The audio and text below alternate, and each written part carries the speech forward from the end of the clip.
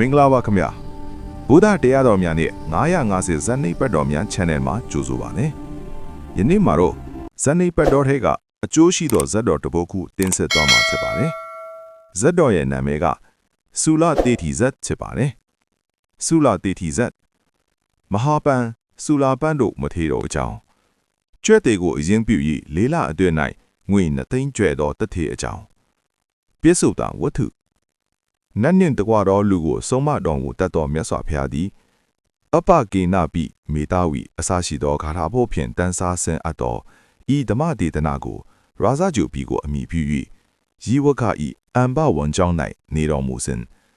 ဆူလာပန်မတိကိုအကြောင်းပြု၍ဟောတော်မူ၏ရာဇဂျူပီ၌ဒနာတေတီမီသောတတိမျိုးဤသမီးသည်မိမိဤကျွန်နှင့်တကွာသားလျင်တန်ဝါဒကိုပြု၍တပါးကုံသောသူတို့သည်လည်းဤအမှုကိုတိကုံလက်တန်ဟုကြောက်ကုန်သည်ထီ၍ငါတို့သည်ဤရက်၌နေခြင်းကမတတ်ကုန်ငါ၏အမိအဘတို့သည်ဤအပြစ်ကိုအကယ်၍တိကုံရာအံ့အပိုင်အပိုင်ဖြတ်တိကိုပြုကုန်လက်တန်ဟုအရက်တပါးသို့တွား၍နေကုန်အံ့ဟုလက်ရှိဥစ္စာကိုယူ၍မြတ်တော်တကားမှထွက်၍မိမိတို့ကိုတပါးကုံသောသူတို့မတိနိုင်ရာအရက်သို့တွား၍နေကုန်အံ့ဟုနှစ်ယောက်သောသူတို့သည်တွားကုန်၏တခုသောအရက်၌နေကုန်သောထိုသူတို့၏တန်ဝါဒကိုဆွဲ၍ထိုတထေသမီးဤဝါ၌ကိုဝန်သည်ဖြစ်လေ၏ထိုတထေသမီးသည်ကိုဝန်ယင်ချင်းကိုဖြစ်လာ၍လင်းနှင့်တကွတိုင်ပင်၏ငါအားကိုဝန်သည်ယင်ချင်းသို့ရောက်လာပြီးအဆွေမျိုးအဆွေခင်ပွန်းတို့မှကင်းရအရ၌တားပွားခြင်းမိသည်နှစ်ယောက်ကုန်သောငါတို့အားဆင်းရဲစေကုန်၏မိဘအိမ်တို့လျင်တွားကြကုန်အံ့ဟုတိုင်ပင်၏ထိုတထေသမီးဤလင်းသည်ငါသည်အကဲ၍တွားအံ့ငါ၏အသက်သည်မရှိရချေပြီဟုကြံ၍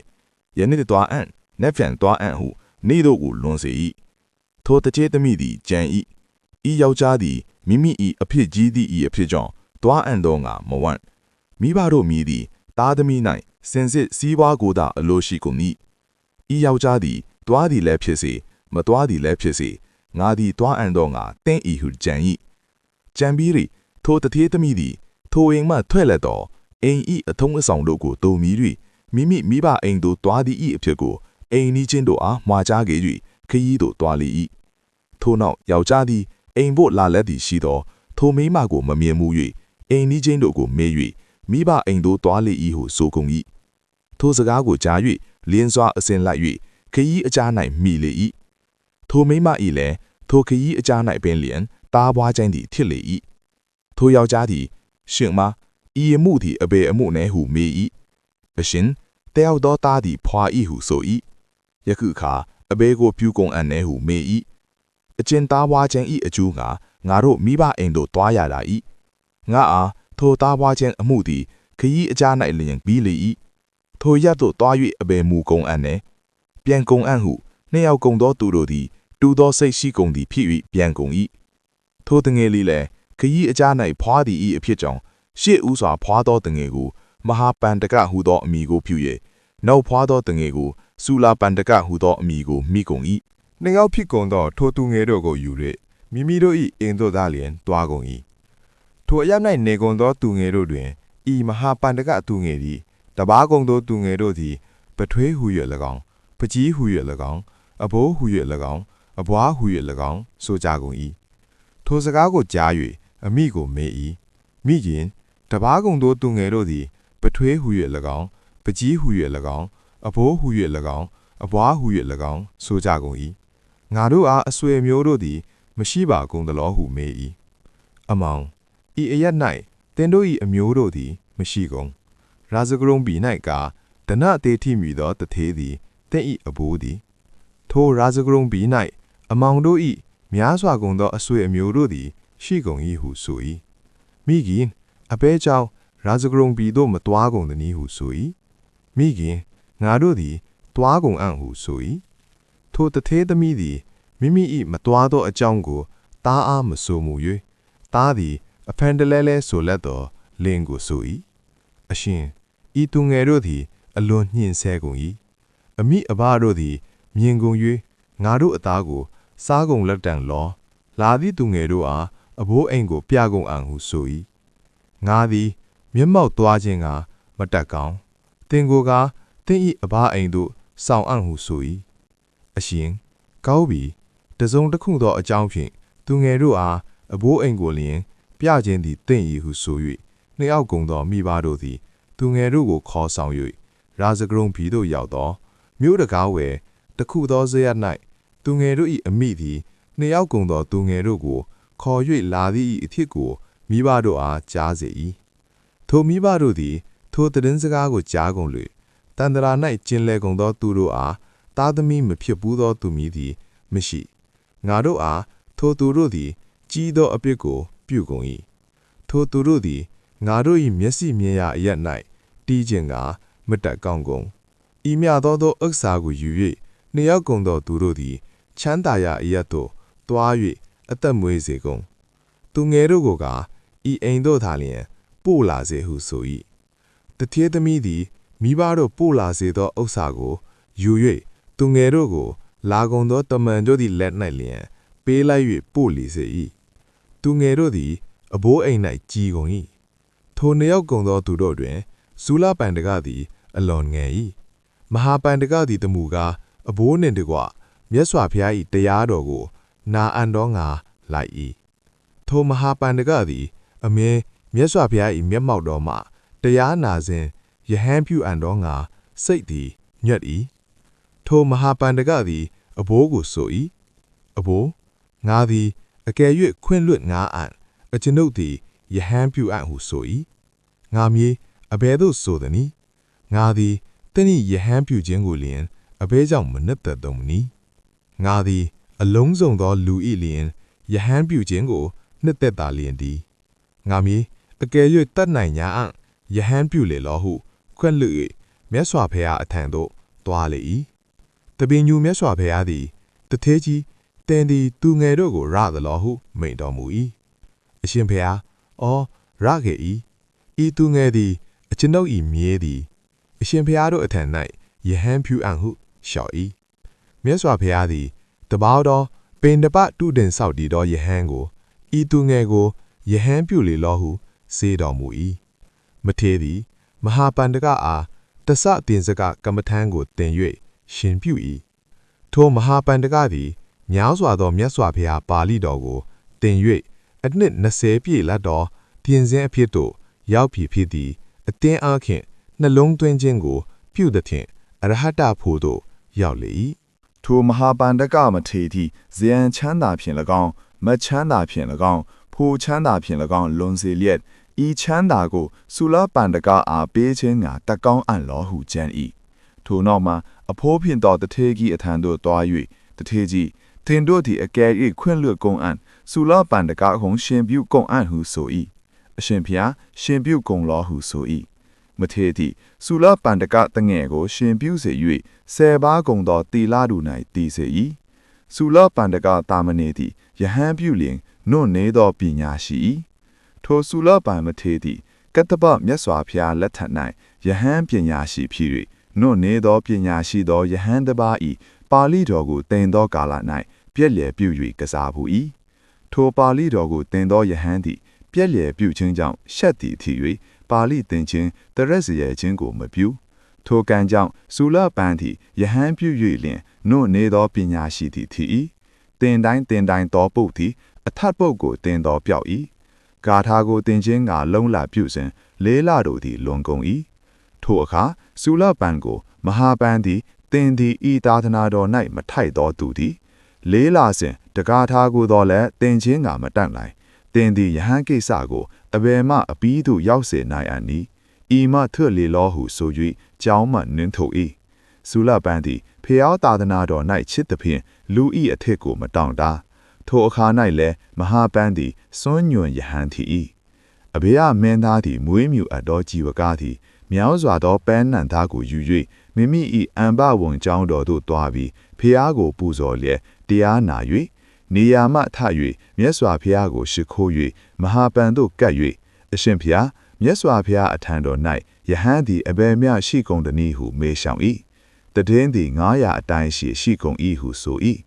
အရှင်ဖျားနတ်ဖြန်ဖျားအမှုရှိကုန်သောယဟန်900တို့ကိုစောင်း၍အကျွန်ုပ်အိမ်၌စွန့်ခံတော်မူပါဟုရှောင်၏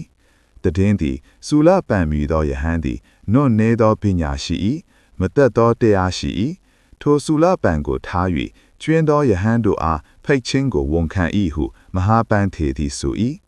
ဆူလပန်သည်ထိုစကားကိုကြား၍ငါ၏အကိုဖြစ်သောမထေသည်ဤမြအတိုင်းရှိကုန်သောယဟန်တို့အားဝန်ခံသည်ရှိသောငါကိုအပြည့်ပြု၍ဝန်ခံ၏မချွတ်လျင်ငါအကိုဖြစ်သောမထေသည်ငါ၌ပြည့်သည်ဖြစ်လက်တံယခုငါအားဤသာသနာဖြင့်အဘယ်မူအန်သည်လူထွက်၍ဒါနအစရှိသောကောင်းမှုတို့ကိုပြု၍အသက်မွေးအံ့ဟုကြံ့၏ထိုဆူလပန်သည်နတ်ဖြန်နေ၌စောစောကလျင်လူထွက်အံ့ဟုသွားလေ၏မြတ်စွာဘုရားသည်မိုးထောက်သားတာလာ၌လျင်လောကကိုကြည်သည်ရှိသောဤအကြောင်းကိုမြင်တော်မူ၍လျင်ရှေးဥစွာတွား၍ဆူလပန်၏တွားလက်တံခရီးထသောမုတ်တံကား၌စင်ကြံတွားလျက်နေတော်မူ၏ဆူလပန်သည်အိမ်သို့တွားသည်ရှိသောဖျားကိုမြင်၍ဖျားထံတော်သို့စီးကပ်၍ရှိခိုး၏ထိုအခါဆူလပန်ကိုမြတ်စွာဘုရားသည်ဆူလပန်တင်သည်အဘယ်အရက်သို့လျင်ယခုအခါတွားရအံ့နီဟုမိန့်တော်မူ၏အရှင်ဘုရားအကိုသည်အကျွန်ုပ်ကိုနှင်းထုတ်၏ထို့ကြောင့်အကျွန်ုပ်သည်လူထွက်၍တွားအံ့ဟုလျှောက်၏ဆူလပန်တင်ဤယဟန်အဖြစ်မြည်သည်ကားငါ၏အထံ၌ရှိ၏အကိုနှင်းလျက်လဲအဘယ်ကြောင့်ငါ၏အထံသို့မလာသနည်းလာလေတင်အားလူ၏အဖြစ်ဖြင့်အဘယ်မူအံ့နီငါအထံ၌နေရလက်တံဟုဆူလပန်ကိုခေါ်တော်မူ၍ဂန္ဓာကုရီဦး၌နေစေ၍ဆူလပန်တင်သည်အရှိတို့မျက်နာပြု၍ဤပစိုးပိုင်းကိုရဇောဟရနန်ဟုဆို၍စုပ်နေလျက်ဤအရတ်၌နေရလောဟုတကူးဖြင့်ဖန်ဆင်းအပ်သောဖြူစင်သောပစိုးပိုင်းကိုပေး၍ကာလကိုကြားသည်ရှိသောယဟန်တန်ကချွန်းရန်လျက်ဇီဝကအိမ်သို့ကြွတော်မူ၍ခင်းအပ်သောဖျားနေရာ၌နေတော်မူ၏ဆူလပန်သည်လည်းနေကိုကြည့်လျက်ထိုပစိုးပိုင်းကိုယဇောဟရနဟုဆို၍စုပ်နေလျက်နေ၏ဆူလပန်၏စုပ်နေစဉ်ထိုပစိုးသည်ညစ်နွမ်း၏ထိုနောက်မှဆူလပန်သည်ဤပစိုးသည်ရှေး၌အလွန်လင်းဖြူစင်၏ဤအတ္တဘောကိုဖိ၍ကရှေးသဘောကိုစွန့်၍ဤသို့ညစ်နွမ်းခြင်းသည်ထေ၏ဟုချမ်း၍သင်္ခါရတရားကိုသည်အမြဲမရှိတကားဟုကုံချင်းပြတ်ခြင်းကိုသိလျက်ဝိပဿနာကိုပွားစေ၏မြတ်စွာဘုရားသည်ဆူလပန်၏စိတ်သည်ဝိပဿနာသို့တက်၏ဟုသိတော်မူ၍ဆူလပန်သင်သည်ဤပစိုးပိုင်းသည်သာလျှင်ညစ်နွမ်း၏မြေမှုန့်ပြုတ်သည်သာလျှင်မြူဖီ၏ဟုမထင်မှတ်လင်သင်၏ကိုယ်တွင်တိုင်လေရာဂပြုအစရှိသည်တော်သည်ရှိကုန်၏ထိုရာဂမြူအစရှိသည်တော်ကိုပယ်လောဟုမိန့်တော်မူ၍ရောင်ကြီးတော်ကိုလွတ်လျက်ရှေ့ကနေခဲ့သို့တည်ထင်းစေသောအစင်းတော်ရှိသည်ဖြစ်၍ရာဂကိုမြူဟု၍ဆိုအပ်၏မြေမှုန့်ကိုကမြူဟု၍မူဆိုအပ်ယဇောဟုသောဤအမည်သည်ရာဂ၏အမည်သည်ကင်းသောရာဂမြူရှိသောမြတ်စွာဘုရား၏ထာသနာတော်၌ထိုယဟန်တို့သည်ထိုရာဂမြူကိုပယ်ကုန်၍နှီးကုန်၏ဒေါသကိုမြူဟု၍ဆိုအပ်၏မြေမှုန့်ကိုကမြူဟု၍မဆိုအပ်ယဇောဟုသောဤအမည်သည်ဒေါသ၏အမည်သည်ကင်းသောဒေါသမြူရှိသောမြတ်စွာဘုရား၏သာသနာတော်၌ထိုယဟန်တို့သည်ထိုဒေါသမှုကိုပယ်ကုန်၍နှီးကုန်၏မောဟကိုမြူဟု၍ဆိုအပ်၏မြေမှုန့်ကိုကမြူဟု၍မဆိုအပ်မြူဟုသောဤအမည်သည်မောဟ၏အမည်သည်ကင်းသောမောဟမြူရှိသောမြတ်စွာဘုရား၏သာသနာတော်၌ထိုယဟန်တို့သည်ထိုမောဟမှုကိုပယ်ကုန်၍နှီးကုန်၏ဤဂါထာ၏အဆုံး၌ဆူလပန်သည်ပတိသံပေတာတို့နှင့်တကွအရဟတဖို့သို့ရောက်၏ထိုဆူလပန်သည်ပတိသံပေတာတို့နှင့်တကားသာလျှင်ပိဋကတ်သုံးပုံတို့သည်ထင်ကုန်၏ထိုဆူလပန်သည်ရှေး၌မင်းထိ၍မြို့ကိုလက်ရရလဲစဉ်နဖူးမှချွေးထွက်သည်ရှိသောပစိုးဖြူဖြင့်နဖူးဆုံးကိုတုပ်၏ပစိုးသည်ညစ်နွမ်းသည်ထိုမင်းသည်ဤကိုမှီ၍ဤသို့စင်သဘောရှိသောပစိုးဖြူသည်သဘောကိုစွန့်၍ညစ်နွမ်းသည်ဖြစ်၏သင်္ခါရတရားတို့သည်အမြဲမရှိကုန်တကားဟုအနိစ္စတညာကိုရဘူး၏ထို့ကြောင့်ထိုဆူလပန်အားယဇောဟရဏဟုသောကမ္မထံသည်သာလျှင်မက်ဖို့ကိုရချေ၏အကြောင်းဖြစ်၏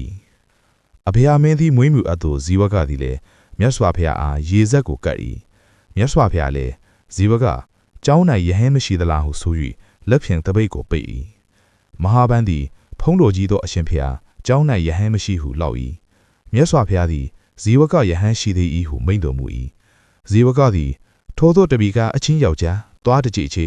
ကျောင်း၌ယဟန်မရှိကိုစုံစမ်းလေလို့ဟုယောက်ျားတဦးကိုစေ၏ထိုခဏ၌ဆူလပန်မထေသည်ငါအကိုသည်ကျောင်း၌ယဟန်မရှိဟုဆို၏ကျောင်း၌ယဟန်ရှိသည့်ဤအထစ်ကိုအကိုမဟာဗန်အားထင်ရှားပြတ်အံ့ဟုအလုံးစုံသောအံပဝင်ကျောင်းကိုယဟန်တို့ချင်းသာလျှင်ပြည့်စေ၏အချို့ကုန်သောယဟန်တို့သည်သင်္ကန်းချိုးကုန်၏အချို့ကုန်သောယဟန်တို့သည်သင်္ကန်းဆိုးကုန်၏အချို့ကုန်သောယဟန်တို့သည်တရဇီကုန်၏ဤသို့တပားသည်တပားနှင့်မတူသောယဟန်တစ်ထောင်ကိုဖမ်းစဉ်၏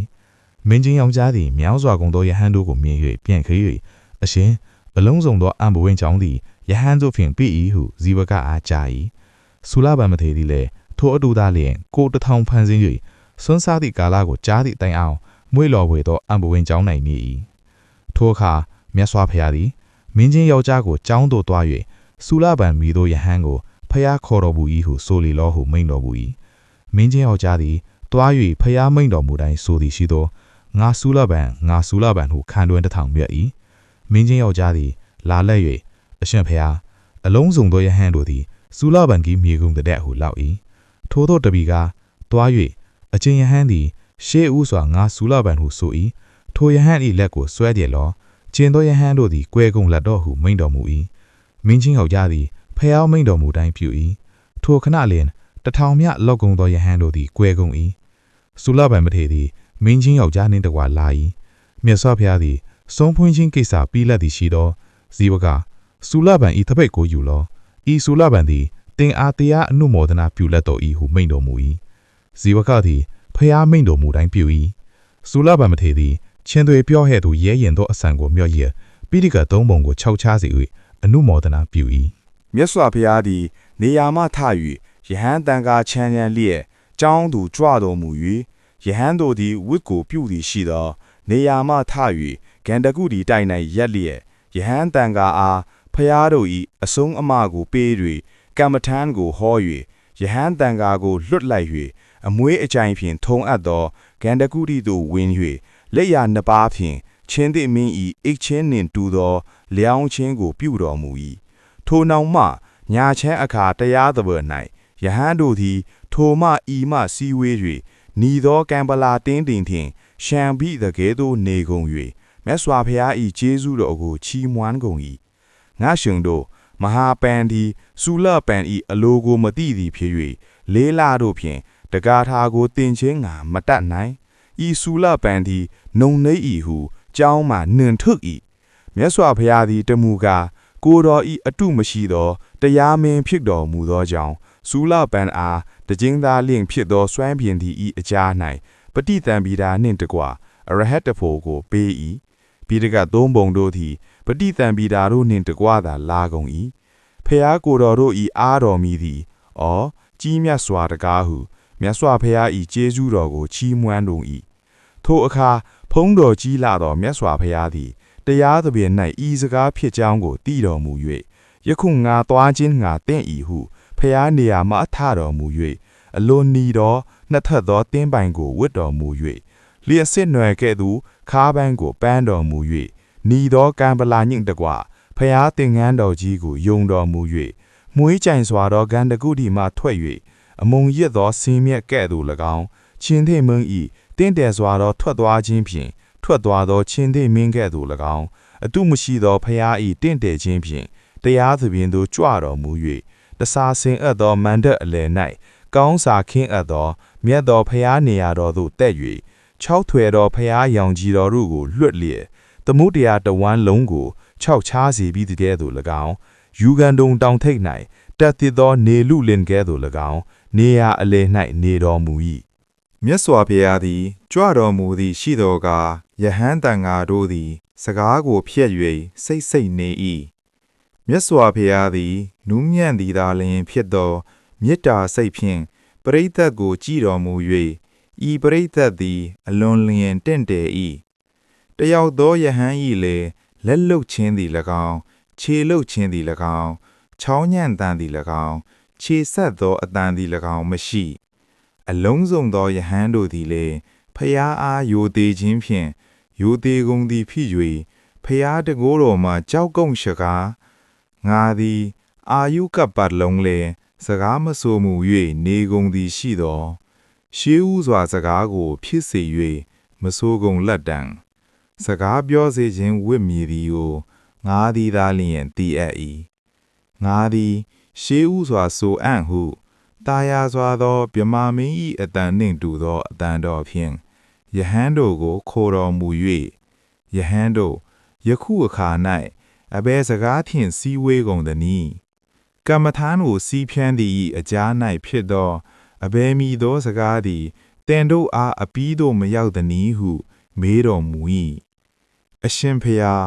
အကျွတ်နှုတ်သည်ဤအရ၌နေကုန်လျက်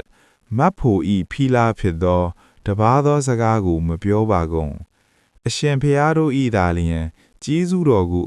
ချီးမွမ်းကုန်လျက်နေပါကုန်၏ငါသင်တို့မဟာပန်သည်ဆူလာပန်ဤအလိုကိုမသိ၍လေးလာတို့ဖြင့်တကားထားကိုသင်ခြင်းကမတက်နိုင်ဤဆူလာပန်သည်နှုတ်နေ၏ဟုကျောင်းမှနှင်ထုတ်၏မြတ်စွာဘုရားသည်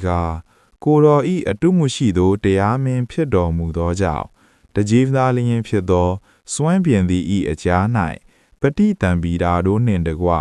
အရဟတဖို့ကိုပေးတော်မူ၏ဖျားတို့အားတော်မူသည်အော်ကြီးမြတ်စွာတကားဟုချီးမွမ်း၍နေပါကုန်၏ဟု၍လျှောက်ကုန်၏ထိုအခါမြတ်စွာဘုရားသည်ယဟန်တို့စကားကိုကြားတော်မူ၍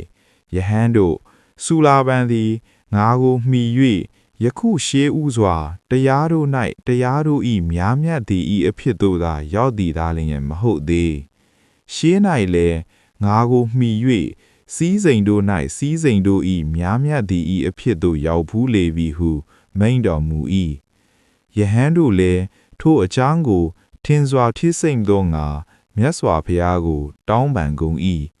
ဘုန်းတော်ကြီးသောတပ်ပန်ညုမြတ်စွာဘုရားသည်ဘဝတစ်ပါးဖြင့်ဖုံးလွှမ်းအပ်သောအကြောင်းကိုထင်စွာပြုတော်မူ၏အတိတ်ဝတ္ထုလွန်လေပြီးသောအခါကာတိတိုင်းဗရဏတိပြည်၌ပြမာတတ်မြူသောမင်းသည်မြင်းပြူလက်သောဖျားလောင်းသည်တထေးမြို့၌ဖြစ်၍ဆူလတထေးဟုသောအမည်ရှိ၏ထိုဆူလတထေးသည်ပညာရှိ၏လိမ္မာ၏ခတ်သိမ်းသောနမိတို့ကိုလည်းသိ၏ထိုဆူလတထေးသည်တနေ့၌မင်းအားခစားအံသောငါသွားသည်ရှိသောခရီးအချာ၌ကျွက်စေတစ်ခုကိုမြင်၍ထိုခဏ၌လင်နက်ခတ်ကိုတွေ့၍ပညာအမြင်ရှိသောအမျိုးသားသည်ဤကျွက်စေကိုယူ၍သားမယားမွေးခြင်းက၎င်းအမှုကိုပြုခြင်းက၎င်းတတ်နိုင်၏ဤသို့သောစကားကိုဆို၏ထိုအခါတယောက်သောဆင်းရဲသောအမျိုးသားသည်ဆူလတထေးစကားကိုကြား၍ဤတထေးသည်မတိဘဲကိုမဆိုရဟုကျွက်စေကိုယူ၍ဈေး၌ကြောင်စာအလွတ်ငါရောင်း၍တကြင်ရွီးသောအသက်ပြာကိုရ၍တကြင်ရွီးဖြင့်တင်လဲကိုဝယ်၍အိုးတလုံးဖြင့်ရေကိုယူ၏ထိုအမျိုးသားသည်တောကလာသောပန်းဒီတို့ကိုမြင်၍အတန်ငယ်သောတင်လဲစုကိုပေး၍ရေမှုန့်ဖြင့်တောက်ရေကိုပေး၏ပန်းဒီတို့သည်အမျိုးသားအားပန်းတဆုပ်စီပေးခဲ့ကုန်၏အမျိုးသားသည်ထိုပန်းဘိုးဖြင့်နတ်ဖျံနေ၌လင်တင်လဲကို၎င်းရေအိုးကို၎င်းယူ၍ပန်းအာတိုင်းသူသားလင်တွားလေ၏အမျိုးသားအားထိုနေ့၌ပန်းဒီတို့သည်တဝက်စိတ်ကုန်သည်သောပန်းပင်တို့ကိုပေး၍တွားကုန်၏အမျိုးသားသည်မကြာခင်လင်ဤနီးဖြင့်ရှစ်တပြာတို့ကိုရှာ၏တဖန်မိုးနှင့်တကွသောလေတိုက်သောနေ့၌မင်းဤဥယျာဉ်၌ခြောက်သောအယိုးအရွယ်အခက်အပေါင်းသည်လေကြောင့်ကြာ၏ဥယျာဉ်ဆောင်သည်စွန့်အပ်သောအကြောင်းကိုမမြင်အမျိုးသားသည်ဥယျာဉ်သို့သွား၍ငါအားထင်းသရွက်သူကိုအကယ်၍ပေးညာအံ့ငါသည်တင့်ဤထင်းသရွက်သူကိုထုတ်အံ့ဟုဥယျာဉ်ဆောင်ကိုဆို၏ဥယျာဉ်ဆောင်သည်အရှင်ယူလော့ဟုဝန်ခံ၏ထို့နောက်သမီးတို့၏ကစားရာအရက်သို့သွား၍တင်လဲကိုပေး၍ခဏချင်းတွင်ထင်းသရွက်တို့ကိုထုတ်စီ၍ဥယျာဉ်တကား၌စုစေ၏ထိုအခါမင်း၏အိုးတော်လုပ်သည်မင်းအိမ်၌အိုးဖို့အံသောငါထင်းရှာသည်ရှိသောဥယျာဉ်တကားသို့ရောက်၍ထိုထင်းသရွက်တို့ကိုမြင်၍ဆူလန်တေဝါတိ၏လက်မှဝယ်၍ယူ၏ထိုနေ့၌ဆူလန်တေဝါတိသည်ထင်းရောင်းသဖြင့်16တပြားကို၎င်းအိုးစည်းအစရှိကုန်သောအိုး9ခုတို့ကို၎င်းရ၏ဆူလန်တေဝါတိသည်24တပြားတို့ကိုရသည်ရှိသောငါအားဤဥစ္စာရကြောင်းသည်ရှိ၏ဟုမြို့တကား၏အနီးရ၌တခုသောရေအိုးကိုတည်၍900ကုန်သောမျက်ရည်ယောက်ျားတို့ကိုရေဖြင့်လှုပ်ကြွ၏မျက်ရည်ယောက်ျားတို့သည်အဆွေသင်သည်ငါတို့အားကျေးဇူးများစွာပြု၏သင်အားအဘယ်ကိုပြုရကုန်အံ့နည်းဟုဆိုကုန်၏ဆူလန်တေဝါတိသည်ငါအားကိစ္စရှိသောအခါကျေးဇူးကိုပြုလော့ဟုဆို၍ထိုမှဤမှလွှဲ့လေသည်ရှိသောကြီးချောင်းအမှုကိုဆောင်သောသူနှင့်၎င်း ရေချောင်းအမှုကိုဆောင်တော်သူနှင့်၎င်းမိတ်ဖွဲ့၏ထိုအမျိုးသားအားကြီးချောင်းအမှုကိုရွက်ဆောင်သောအဆွေခမင်းသည်နတ်ဖြန်ဤမြို့သို့မြင်းကုန်သားသည်မြင်း900ကိုယူလာလတ်တုံဟုကြား၏အမျိုးသားသည်ထိုအဆွေခမင်းဤစကားကိုကြား၍မျက်ရည်ယောက်ျားကိုယနေ့ငါအားမြက်တစည်းစီပြီးကုန်လောငါသည်မြက်ကိုမယောင်းမီအကိုတို့မြက်ကိုမယောင်းကုန်လိမ့်ဟုဆို၏မျက်ရည်ယောက်ျားတို့သည်ကောင်းပြီဟုဝန်ခံ၏မျက်စိ900တို့ကိုယူ၍အမျိုးသားသည်၌ချကုန်၏မြင်းကုန်သားသည်အလုံးစုံသောမြို့၌မြင်းစာမရ၍အမျိုးသားအားအသက်ပြ1000ပြီး၍မြက်ကိုဝဲ၏ထိုနောက်မှ2ရက်3ရက်လွန်သဖြင့်အမျိုးသားအားရေချောင်းအမှုကိုဆောင်သောအဆွေခမင်းသည်ရေစိတ်၌လဲကြီးရောက်၏ဟုကြား၏အမျိုးသားသည်ဤဥစ္စာဖြစ်ခြင်းသည့်အကြောင်းရှိ၏ဟုကြံ၍ရှစ်တပြားတို့ဖြင့်ခတ်သိမ်းသောသူတို့သည်ချွန်ရန်၍အခိုက်အတန့်ကနှာသောယထာဟုယူ၍များစွာသောအချွေရန်ဖြင့်လဲစိတ်သို့ထွာ၍သစ္စာပြုဖြစ်သောတခုသောလက်ဆွဲကိုလဲသူကြီးအားပေး၍အနီးဖြစ်သောအရ၌တင်းသိမ်ဖြင့်ရန်စီ၍နေလျက်အချံတို့ပြင်းမကုံတယ်တို့သည်လာလတ်သောသုံးဆင့်သဖြင့်ငါကိုကြားကုန်လောဟုဆို၍လဲသည်လာ၏ဟုကြား၏သောဗရဏသီတီမှတရားမြတ်သောကုံတယ်တို့သည်ဥစ္စာကိုဝဲကုန်အံ့ဟုလာကြ၏တင်းတို့သည်ဥစ္စာမရကုန်လက်တုံဤမည်သောအရက်၌ကုံတယ်ကြီးသည်သစ္စာပြုဖြစ်သောလက်ဆွဲကိုပြေးအပ်ပြီဟုလဲသူကြီးဆို၏ကုန်တယ်တို့သည်လေသူကြီးစကားကိုကြားကုန်၍အမျိုးသား၏အထံသို့လာကုန်၏ခြေရင်းဆောင်အချင်းတို့သည်ရှေးပေးရသောတင်ညာ၏အစွမ်းအားဖြင့်30ဆင့်သည်ပင်ကုန်တယ်တို့၏လာသောအဖြစ်ကိုကြားကုန်၏တရားသောကုန်တယ်တို့သည်1000စီပေး၍အမျိုးသားနှင့်တကွလှေ၌ဝဲရသောအဖိုးရှိကုန်သည်ထီ၍တဖန်1000စီပေးကုန်၍အမျိုးသား၏အဖို့ကိုလွတ်စေ၍ဘိုင်တာကိုမိမိတို့၏ဥစ္စာပြုကုန်၏ဆူလန်ဒေဝါသည်နှစ်သိန်းကုန်သောတတပြာတို့ကိုယူ၍ဗာရာဏသီပြည်သို့သွား၏သူကျေးဇူးကိုတည်တတ်သည်ဖြစ်၍ကျေးဇူးကြီးလာပေသည်ဟုအတပြာတသိန်းကိုယူခဲ့၍ဆူလတထေ၏အထံသို့သွား၏ထိုအခါအမျိုးသားကိုဆူလတထေသည်ချစ်သားသင်သည်အတို့ပြု၍ဤဥစ္စာကိုရသည်နည်းဟုမေး၏အမျိုးသားသည်အရှင်တို့သည်ဆိုအပ်သောအကြောင်း၌တည်၍လေးလတွင်ဖြင့်သားလျင်ရအပ်၏ဟုကျွဲ့သေးကောင်းကိုအစပြု၍အလုံးစုံသောအကြောင်းကိုဆို၏ဆူလတထေသည်အမျိုးသား၏စကားကိုကြားလျင်ယခုဤသို့သဘောရှိသောတငယ်ကိုငါ၏ဥစ္စာပြုခြင်းဟာတင့်၏ဟုအရွယ်ရောက်သောသမီးကိုပေး၍အလုံးစုံသောဥစ္စာ၏အရှင်ကိုပြု၏အမျိုးသားသည်ဆူလတထေလွန်သဖြင့်ထိုမြို့၌တထေ၏အရာကိုရ၏ဖျားလောင်းသည်လည်းကံအားလျော်စွာလာ၏မြတ်စွာဘုရားသည်ဤဓမ္မဒေသနာကိုဟော၍ဖျားဖြစ်တော်မူ၍အပကေနပိမေသာဝီပါပတေနဝိသခနောသမုဋ္ဌာပေတိအတ္တနံအနုအဂိဝတန္တမန်ဟူသောဤဂါထာကိုဟောတော်မူ၏ပန္တိတော်ပညာရှိသည်အုံအနှဲငယ်သောအဂေမိကိုတန္တမန်တော်နှုတ်သီးလေဖြစ်မုံလျက်မဟန္တန်ကြီးစွာသောအဂိခန္တန်မိဘုံကြီးကိုကရောတိဤဝါပြုတ်တကဲ့သို့ဝိသကနောကုံသွေချင်း၌လိမ်ပါသောမေသာဝီပညာရှိသည်အပကေနပိအနှဲငယ်လည်းဖြစ်သောပါပတေနာဥက္စာအရင်ဖြင့်မဟန္တန်များစွာသောဒနင်္စဥက္စာကို၎င်းယတင်္စအချမ်းရန်ကို၎င်းဥပ္ပါတိတဝါဖြစ်စေ၍တတ်ထထိုများစွာသောဥစ္စာအချမ်းရန်၌အတ္တနံမိမိကိုယ်ကိုသမုဋ္ဌာပေတော်တည်စေ၏ဇပေါင်းတော်ဤသို့မြတ်စွာဘုရားရှင်သည်စုမပန်သည်ငါကိုမိ၍ယခုအခါ၌တရားတို့၏များမြတ်သည့်အဖြစ်သို့ရောက်တာလျက်မဟုတ်သည်ရှေး၌လေစီးစိမ်တို့၌စီးစိမ်တို့၏များမြတ်သည့်အဖြစ်သို့ရောက်ဘူး၏ဤသို့ဤဒေသနာကိုပြ၍နှစ်ပါးကုန်သောဝတ္ထုတို့ကိုဟောတော်မူ၍အနုတန်သည်ကိုဆက်၍ယခုအခါဆူလပန်သည်ထိုအခါဆူလန်ဒေဝသည်ဖက်ဘူး၏ယခုအခါငါဖျားသည်လျင်မူကားထိုအခါဆူလတထေဖြစ်ဘူး၏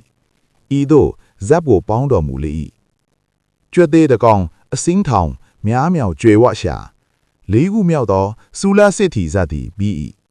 ဒီနေ့တင်ဆက်ခဲ့တဲ့ဆူလစစ်ထီဇတ်ကိုဒီမှာပဲအဆုံးသတ်လိုက်ပါပြီနောက်ထပ်ဇတ်နိပတ်တော်များကိုလည်းဆက်လက်တင်ဆက်ပေးသွားပါမယ်နားထောင်ပေးတဲ့အတွက်ကျေးဇူးတင်ပါတယ်တာယာချမ်းနေသောနေ့လေးဖြစ်ပါစေခင်ဗျာ